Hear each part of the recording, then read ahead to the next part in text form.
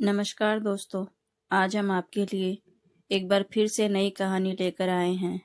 अगर आपको कहानी पसंद आए तो प्लीज़ चैनल को लाइक सब्सक्राइब करना ना भूलें। तो चलिए बिना देर किए कहानी को शुरू करते हैं।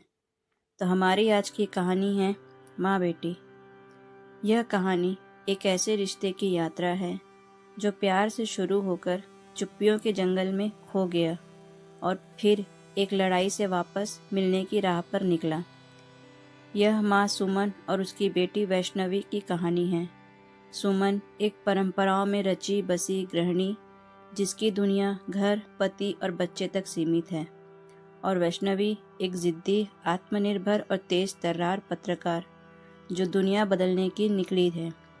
इनके बीच एक दुखद घटना ने एक गहरी खाई खोद दी। यह कहानी उन चुप्पियों, उन आंखों में छिपे आंसुओं, जुबां पर आकर रुक जाने वाले शब्द और इस जिद की है जो एक माँ और बेटी को फिर से जोड़ने के लिए एक अजीबोगरीब लड़ाई लड़ने पर मजबूर कर देती है। यहाँ हर दिलचस्प पात्र अपने सच, अपने दर्द और अपने प्यार के साथ मौजूद है। सुमन की दुनिया सुबह 5 बजे चाय की सीपी से शुरू होती थी।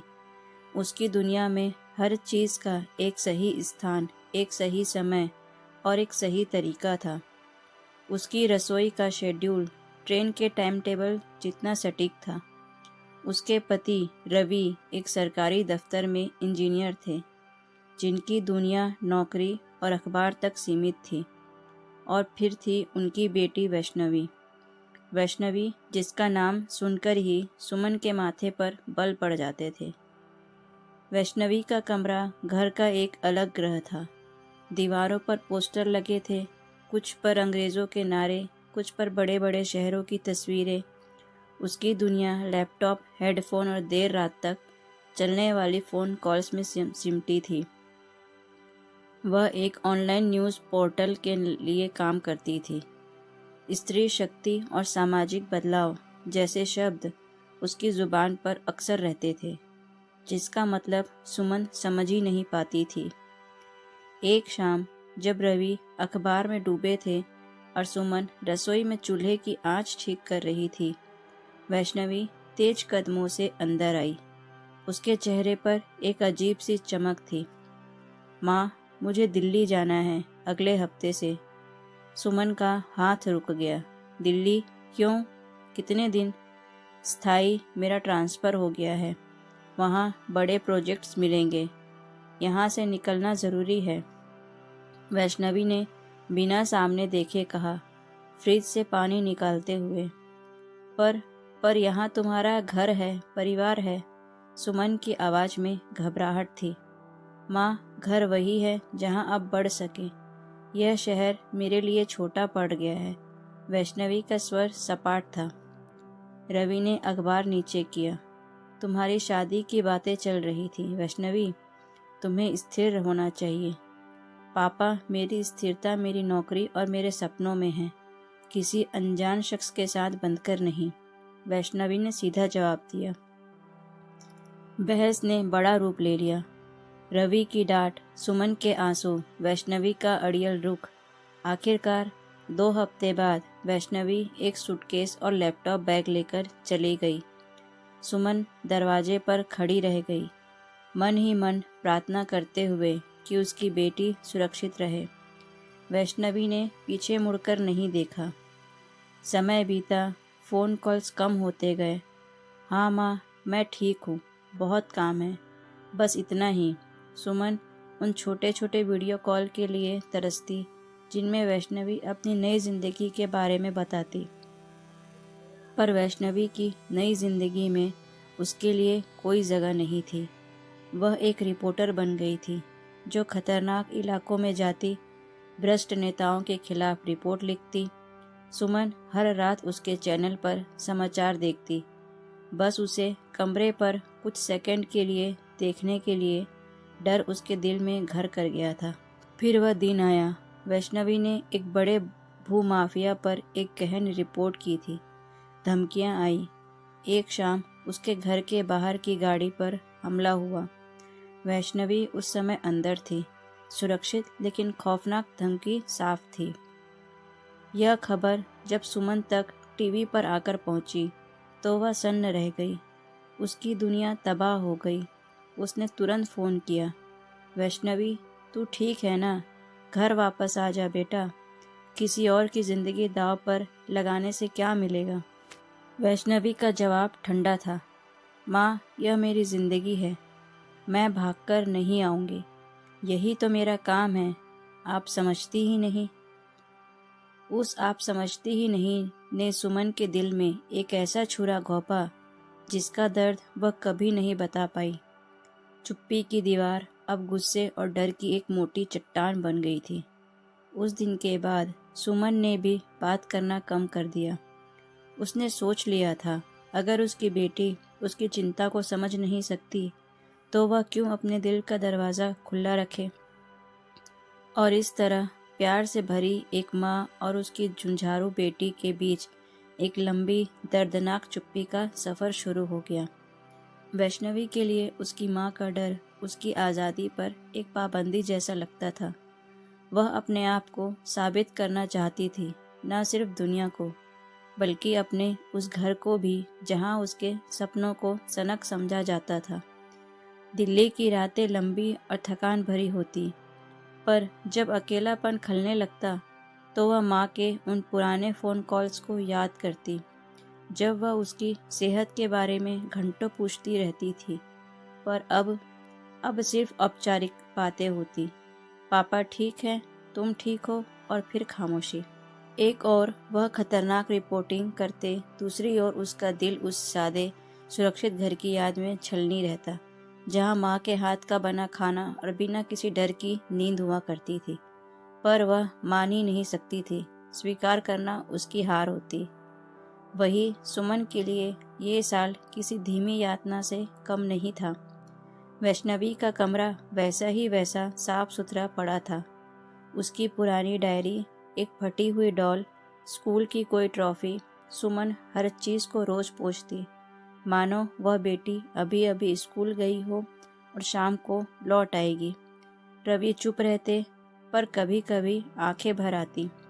उसे क्या ज़रूरत पड़ गई थी इतनी दूर जाने की, वह पूछते। सुमन कोई जवाब नहीं देती। उसका गुस्सा अब एक गहरे सूनेपन में बदल चुका था। फिर एक दिन तूफान आया। रवि को दिल का दौरा पड़ा अचानक। सुमन, जो हर संकट में अपने पति और बेटी के सहारे खड़ी रहती थी, बिल्कुल अकेले पड़ गई। अस्पताल के शांत कमरे में रवि की नींद में डूबी आंखों को देखते हुए उसकी सारी मजबूती टूट गई। उसने वैष्णवी को फ़ोन किया, आवाज़ कांप रही थी। बेटा, पापा। वह ज़्यादा कुछ नहीं कह पाई। वैष्णवी उसी शाम फ्लाइट से पहुंच गई। अस्पताल के कमरे में दाखिल होते ही उसकी नज़र सबसे पहले अपनी माँ पर पड़ी। सुमन एक कुर्सी पर सिकुड़ी बैठी थी। उसके चेहरे पर थकान और डर का ऐसा भाव था जो वैष्णवी ने पहले कभी नहीं देखा था। वह हमेशा से माँ थी, मजबूत, अब संभालने वाली। यह कमज़ोर, डरी हुई औरत कौन थी? माँ, वैष्णवी का स्वर भरा हुआ था। सुमन ने सिर उठाया। आंखों में चमक नहीं, सिर्फ राहत का एक धुंधला सा भाव था। वह उठी और बिना कुछ कहे वैष्णवी से लिपट गई। यह एक लंबे लंबे अरसे बाद शारीरिक संपर्क था। वैष्णवी ने महसूस किया, माँ कितनी पतली हो गई। अगले कुछ दिन दोनों ने मिलकर रवि की देखभाल की। बातें कम, काम ज़्यादा। एक शाम जब रवि सो गए, दोनों अस्पताल की कैंटीन में चाय पीने बैठी। चुप्पी भारी हो रही थी। तुम्हारा काम, वह सब ठीक है ना? सुमन ने आंखें चाय के कप में गड़ाए हुए पूछा। हाँ माँ, सब ठीक है, वैष्णवी ने जवाब दिया।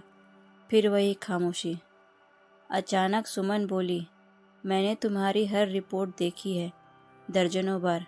मुझे कुछ समझ नहीं आता था, पर मैं तुम्हें देखती थी। वैष्णवी हैरान रह गई। पर आपने कभी कहा नहीं, आप तो बस डर जाती थी। डरना ही तो माँ का फ़र्ज़ है वैष्णवी। सुमन की आवाज़ में एक कसक थी। तुम्हें लगता है मैं तुम्हारी सपनों को नहीं समझती। मैं समझती हूँ। पर मेरे लिए तुम्हारा सपना सिर्फ तुम्हारी नौकरी नहीं, तुम्हारी सलामती है। जिस दिन तुमने कहा आप समझती नहीं, उस दिन मैंने सोचा शायद चुपचाप नहीं समझ पा रही। वैष्णवी के गले में एक गांठ सी अटक गई। वह अपनी माँ को कितनी गलत समझती थी। उसकी लड़ाई दुनिया से थी, पर उसने अपनी सबसे बड़ी ताकत अपनी माँ को ही दुश्मन समझ लिया था। माँ, मैं शब्द नहीं निकले। रुको, सुमन ने हाथ उठाकर रोका। अभी नहीं, पापा ठीक हो जाएं, फिर बात करेंगे। पर उस रात वैष्णवी ने देखा माँ पापा के बिस्तर के पास बैठी हाथ में माला फेर रही थी और उसकी आंखों से लगातार आंसू की 2 धाराएं बह रही थी।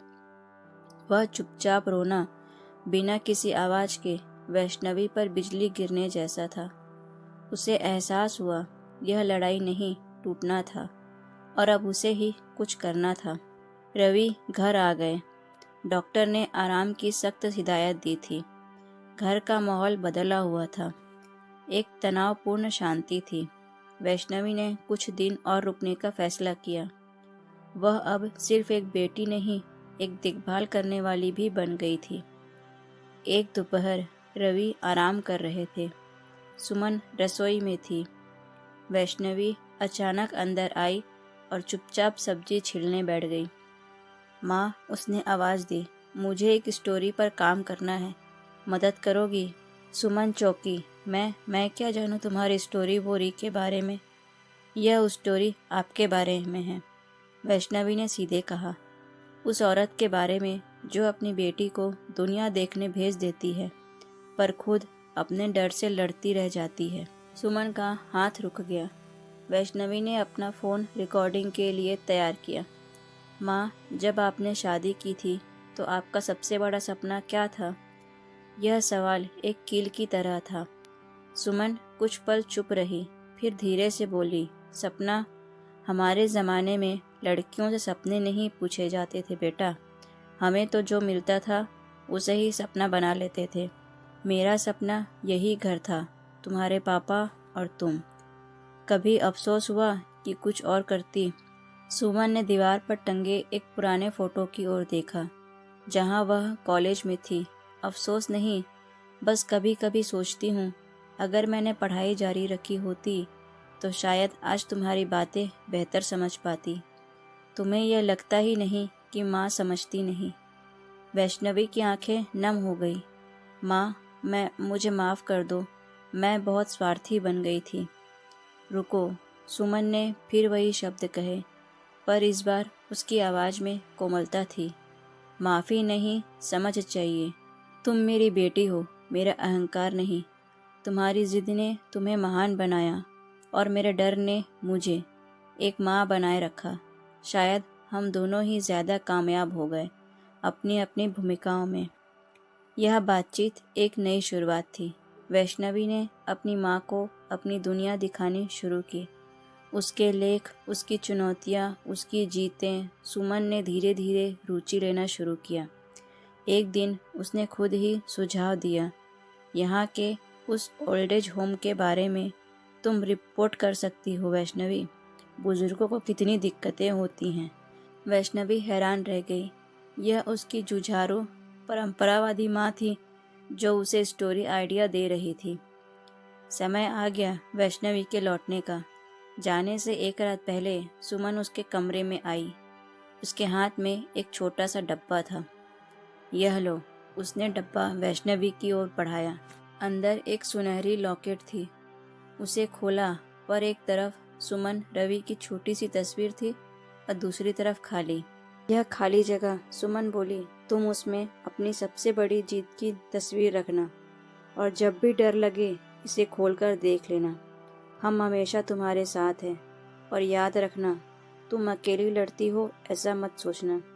तुम्हारे पीछे तुम्हारा पूरा घर खड़ा है, बस सुरक्षित रहना। वैष्णवी ने लॉकेट गले में पहना और माँ से लिपट गई। इस बार आंसू थे, पर वे मीठे थे, मुक्ति के थे। माँ, वैष्णवी ने फुसफुसाया, मेरी अगली लड़ाई वह आपके साथ लड़ूंगी। माँ, वैष्णवी ने फुसफुसाया, मेरी अगली लड़ाई वह आपके साथ लड़ूंगी। सुमन ने उसके बाल सहलाए। चलो अब जाओ, दुनिया को दिखाओ कि सुमन की बेटी किस चीज की बनी है। वैष्णवी चली गई, पर इस बार उसके पीछे कोई उदास चिंतित माँ नहीं थी। उसके पीछे एक साथी थी, एक ऐसी साथी जो अब डरती नहीं थी, क्योंकि उसे समझ लिया था कि उसकी बेटी का साहस ही उसकी सबसे सच्ची विरासत है। और वैष्णवी ने भी समझ लिया था कि उसकी माँ की चुप्पी उपेक्षा नहीं, एक दूसरे तरह का बलिदान था। अपनी चिंताओं को दफनाकर बेटी के सपनों को जीने देना। उनकी लड़ाई खत्म नहीं हुई थी, बस अब वे अलग अलग मोर्चों पर एक ही ध्वज तले लड़ रहे थे, प्यार का ध्वज। और यही सबसे बड़ी जीत थी।